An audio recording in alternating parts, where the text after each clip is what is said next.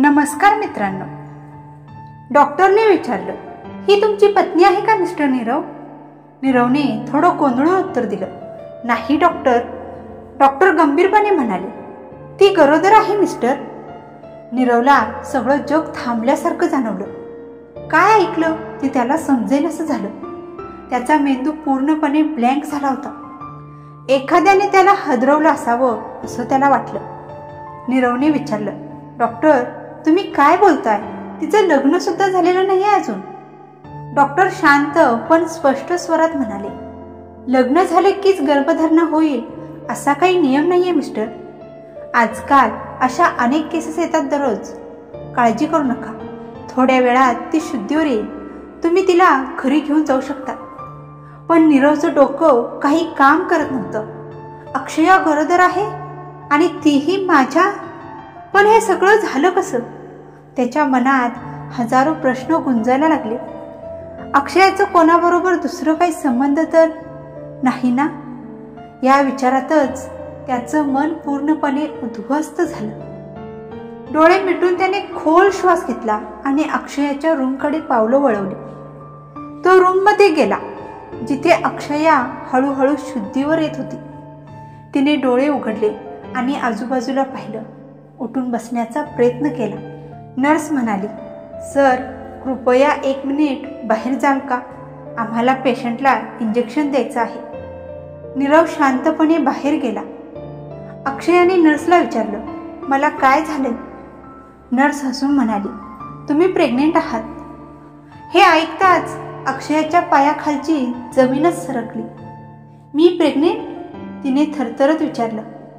नर्सने report तिच्या समोर ठेवला आणि म्हणाली, हो, ही तुमची प्रेग्नेन्सी रिपोर्ट आहे.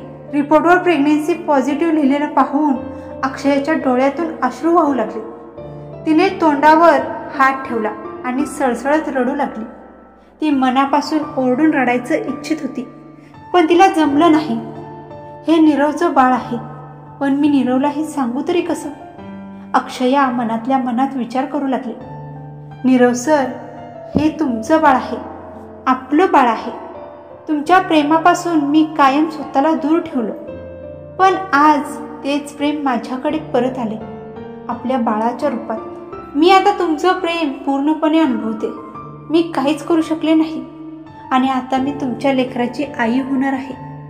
का सर, का तुम्ही माझ्या आयुष्यात आलात? मी तर कधीच कोणाच्या प्रेमाची किंवा आधाराची अपेक्षाच ठेवली नव्हती. पण जेव्हा तुमच्याशी नजर मिळाली माझं हृदय धडधडायला लागलं. तुमच्या प्रेमात न पडता मला राहवतच नव्हतं. पण मी कधीच हे तुमच्यासमोर बोलून दाखवलं नाही. जर मी माझ्या मनातली भावना तुम्हाला सांगितली असती तर तुम्ही कधीच मागे हटला नसता. म्हणूनच मी तुमच्यापासून दूर राहिले. पण हे सगळं आपल्या दरम्यान कसं झालं? तुम्हाला काहीच सांगितलं नाही आणि इतकं मोठं घडलं. जर तुम्हाला सगळं कळलं असतं तर कदाचित मी आज या अवस्थेत नसते. आता मी तुम्हाला हे सगळं सांगू शकत नाही आणि हे बाळ गमवू शकत नाही. मला आमचं बाळ हवं आहे नीरव सर, आपलं बाळ. पण मी काय करू? या सत्याचा सामना मी कसा करू? अक्षया आपल्या पोटावर हात ठेवून फुटफुटून रडू लागली. आता मी तुझ्या पप्पांना, नीरव सरांना कसं सांगू की हे बाळ त्यांचंच आहे? कोणीच माझ्यावर विश्वास ठेवणार नाही. माझ्याकडे या सत्याचा कोणताही पुरावा नाही. पण मी काय करू? तू माझ्यासोबत आहेस, माझ्या पोटात आहेस. आता मला तुझ्यासाठी या जगाशी लढावंच लागेल. अक्षया सळसळत्या आवाजात म्हणाली, का ग माझ्या लेकरा, तू माझ्या जीवनात का आलास? तू मला इतकी कमजोर का बनवलीस? अक्षयाच्या वेदना अजून वाढल्या. पण ही गोष्ट इथे संपत नव्हती. चला पाहूया अक्षया आणि नीरवची गोष्ट नक्की कुठून सुरू झाली होती. पूर्वेकडून सूर्याच्या कोवळ्या किरणांनी सारा आसमंत उजळून गेला होता. सूर्य उगवताच लोक आपापल्या कामात व्यस्त झाले होते. कोल्हापूरच्या एका मध्यमवर्गीय वसाहतीत एक छोटंसं घर होतं. त्या घरात एक छोटीशी स्वयंपाकघर, 2 खोल्या आणि बाहेर बाथरूम, बस इतकंच. त्या घराच्या अंगणात एक मुलगी उभी होती. साध्या कॉटनच्या सूटमध्ये, दुपट्टा कमरेला अडकवलेला. ती 3 मोठाले टब भरून कपडे धुत होती. 2 तासांपासून ती कपडे धुत होती. थकवा तिच्या शरीरात उतरला होता, पण तिला याची सवय झाली होती जणू. कपडे धुतल्यावर ती ते पुन्हा स्वच्छ पाण्यात बुडवून तारावर वाळत घालू लागली. तेवढ्यात घराच्या आतून एक जोरात करड्या स्वरात आवाज आला. ए अक्षया, कुठे मेलीस ग? तो आवाज ऐकताच अक्षया घाबरली. लगेच सगळे कपडे तारावर टाकून ती धावत घरात गेली. घरात शिरताच अक्षया एका जड शिड्या आकृतीसमोर उभी राहिली. ती घाबरत म्हणाली, आई बोलवलंस का? ती जडशिडी बाई सुनंदा रागाने तिच्याकडे बघत म्हणाली, बोलवलं नाही ग. ओरडले, कानात काही ऐकू येत नाही का? तुझ्यासारखी कुरूप मुलगी 2 तास कपड्यांमध्येच मेल्यासारखी पडली होतीस. कपडे धुण्यात एवढा वेळ लागतो का? जेवण जेवायची वेळ झाली, ते नाही दिसत का तुला? अक्षया थरथरत म्हणाली, सॉरी आई, आता लगेच करते. ती पटकन स्वयंपाकघरात गेली आणि आधीच बनवलेलं जेवण ताटात वाढून सुनंदा समोर ठेवलं. ही सुनंदा म्हणजे अक्षयाची सावत्र आई होती. सुनंदाचं काम म्हणजे अक्षयाला सतत त्रास देणं, दुखावणं. सकाळपासून रात्रीपर्यंत, सगळे झोपेपर्यंत घरातलं सगळं काम अक्षयाच्या हाती. तिला ताप असेल, थकवा असेल तरीही माफी नाही. जर चुकून काही राहिलं तर सुनंदा तिच्याकडून दुप्पट काम करून घ्यायची. अक्षया जेवण वाढून वळणात तेवढ्यात सुनंदा नाक मुरडत म्हणाली, छी, हे काय केलेस? हे काय पहिल्यांदाच स्वयंपाक करतेस का? तुझ्यासारख्या कुरूप चेहऱ्याच्या मुलीचा स्वयंपाक सुद्धा असा असतो? जेवायला मात्र खूप खातेस, पण चांगलं स्वयंपाक करणं शिकलेली नाहीस. शिकणार कधी? अक्षया घाबरत म्हणाली, सॉरी आई, पुढच्या वेळी नीट करेन. सुनंदा तिच्या अंगावर ओरडत म्हणाली, तुझ्यासारखं तोंड बघून काही चांगलं होणारच नाही. रोज तेच नाटक. चालती हो इथून, तुझं तोंड बघून भूकच मरते. अक्षयाने डोळ्यात येणारे अश्रू गिळून टाकले. आपली वेदना तिने गळ्यातच दाबली आणि ती बाहेर निघून गेली. तेवढ्यात घराबाहेरून तिचे वडील अण्णा आत आले. अण्णा एका खाजगी कंपनीत नोकरी करत होते, पण त्यांच्या पूर्ण पगारावर सुनंदाचा हक्क होता. जर तसं झालं नाही तर ती घरात रणकंदन उडवायची. अक्षयाला त्याच्या पगारातून एकही पैसा मिळायचा नाही. अण्णा आत येताच अक्षयाला जवळ बोलवून म्हणाले, काय ग बेटा, चेहरा असा उतरलेला का दिसतोय? अक्षया हसण्याचा प्रयत्न करत म्हणाली, काही नाही पप्पा, तुम्ही आज वेळेआधी कसे आलात? अण्णा म्हणाले, काही नाही, जरा बीपी जास्त वाटत होती आणि आज औषधं घेणं विसरलो, म्हणून सरांकडून परवानगी घेऊन लवकर आलो. अक्षया चिंतेत पडली. अरे बाप रे पप्पा, तुम्ही औषधं घेणं विसरलात? आता पुढे लक्ष द्यावं लागेल. ती लगेच आत गेली आणि त्यांच्या बीपीच्या गोळ्या व पाण्याची बाटली घेऊन आली. हे सगळं पाहत सुनंदा अजूनही सोप्यावर बसून जेवण करत होती. तिने छातीवर हात ठेवत कटाक्ष टाकला, अरे या वेळेला घरी का आलात? काय झालं असं? अण्णा म्हणाले, असं काही नाही, तब्येत थोडी ढासळली होती. सुनंदा टिंगल करत म्हणाली, महिन्याचा पगार मिळेपर्यंत किती रजा घ्याल?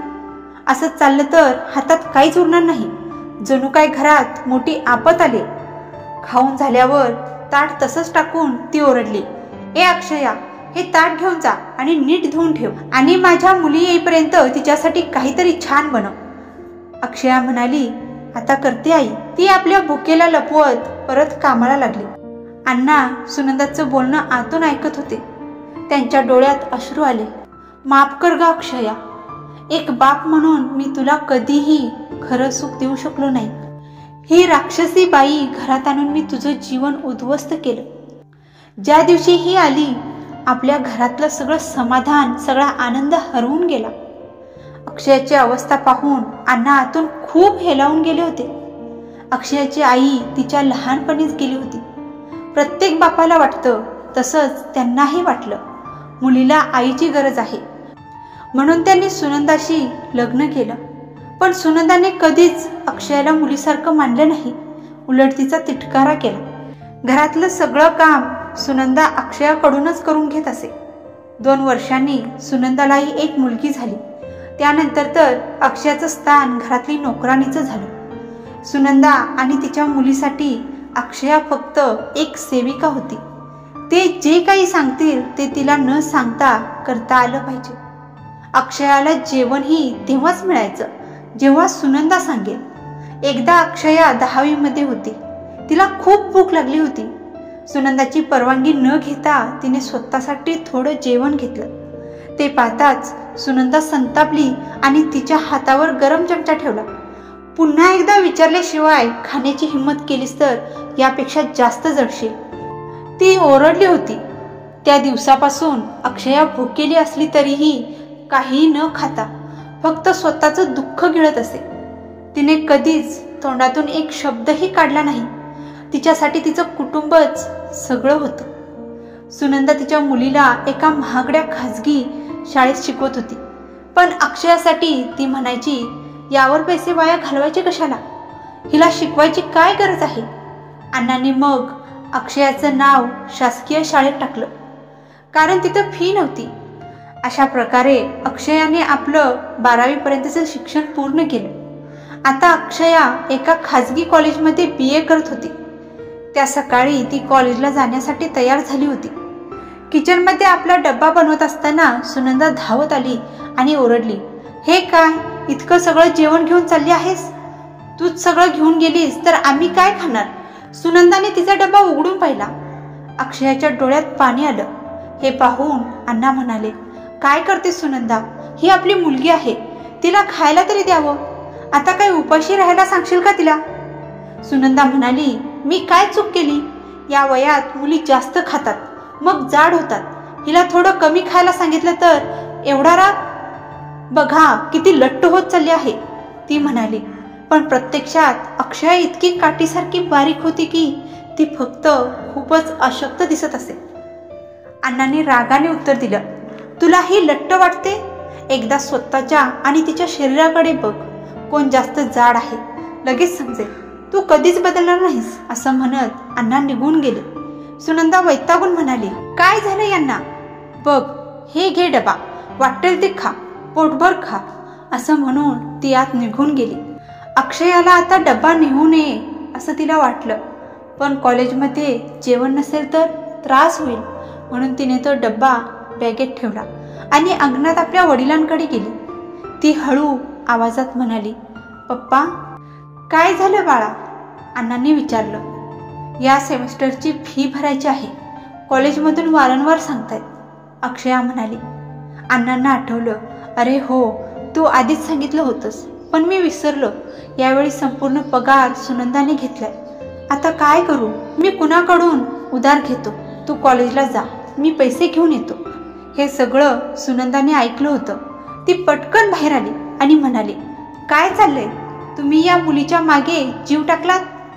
आता फी भरायची आहे म्हणून मी म्हणत होते हिला शिकवायची गरजच नाही. पैसे कुठून आणणार तुम्ही? कॉलेज बंद करून टाका आणि हिला घरातच कामाला लावा. फीसाठी एक पैसाही देणार नाही, आणि जर ऐकलं नाही तर मी घर सोडून जाते, असं म्हणत ती आत गेली. सुनंदाच्या बोलण्याने अक्षयाचं मन पूर्णपणे तुटलं. ती आपल्या पप्पांकडे बघत राहिली. अण्णा म्हणाले, बाळा, तिच्या बोलण्याकडे लक्ष देऊ नकोस.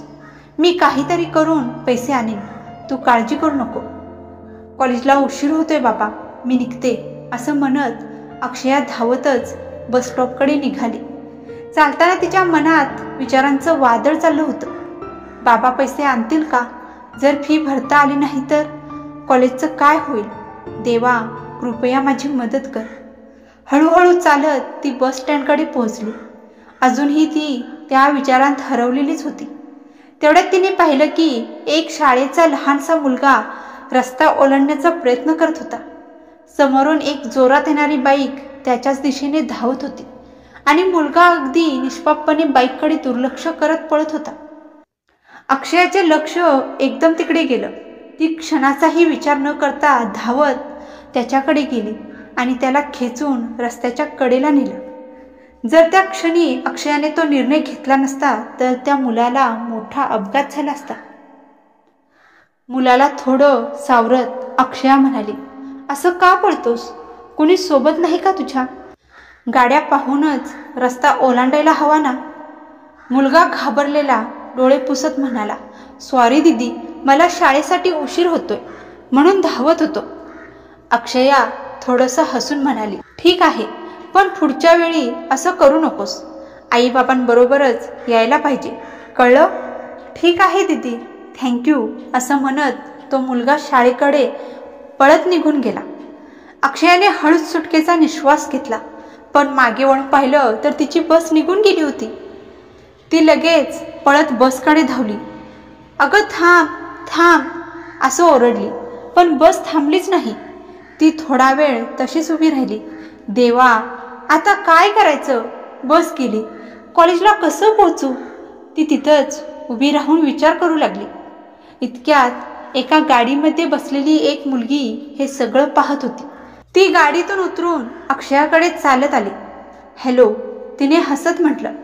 अक्षया थोडी घाबरली. चौकस नजरेने पाहून विचारलं, हॅलो, तुम्ही? हाय, मी पूर्वा. तिने हात पुढे केला. अक्षयाने संकोचत तिचा हात धरला. हॅलो, तुझी बस गेली ना? कुठे जायचंय सांग, मी सोडते तुला. तू त्या लहान मुलाला वाचवलंस, मी पाहिलं. खूप धाडसी काम केलंस. नाही, काही गरज नाहीये, मी जाईन कशी बशी, असं अक्षयाने नम्रतेने उत्तर दिलं. कशी जाशील? पुढची बस यायला तासभर तरी लागेल. तोवर इथेच थांबशील का? चल, मी घेऊन जाते, पूर्वा आग्रहाने म्हणाली. नाही, खरंच नको, माझ्यामुळे उगाच तुम्हाला त्रास होईल. पूर्वाने तिचा हात ओढत हसून म्हणाली, अगं चल ना, मला काहीच त्रास नाही होणार. अक्षयाने शेवटी हार मानली आणि गाडीत बसली. गाडीत एक ड्रायव्हर होता. अक्षया मात्र शांतपणे खिडकी बाहेर पाहत राहिली. सुमारे अर्ध्या तासानंतर गाडी एका कॉलेजसमोर येऊन थांबली. अक्षया थोडी आश्चर्यचकित होऊन म्हणाली, मी तुला माझ्या कॉलेजचं नाव सांगितलं नाही, मग तुला कसं कळलं की हेच माझं कॉलेज आहे? पूर्वा हसून म्हणाली, ओ, म्हणजे तूही इथंच शिकतेस? मग मला आजवर तू कधीच का दिसली नाहीस? अक्षया अजूनही गोंधळलेली हळूच म्हणाली, तूही याच कॉलेजात आहेस? कथा इथे संपली नाही, अजून पुढे आहे. आजचा भाग आवडला असेल तर नक्की लाईक, शेअर आणि कमेंट करायला विसरू नका. आणि चॅनलवर जर नवीन असाल तर सबस्क्राईब सुद्धा करा. भेटूया पुढच्या भागात. धन्यवाद.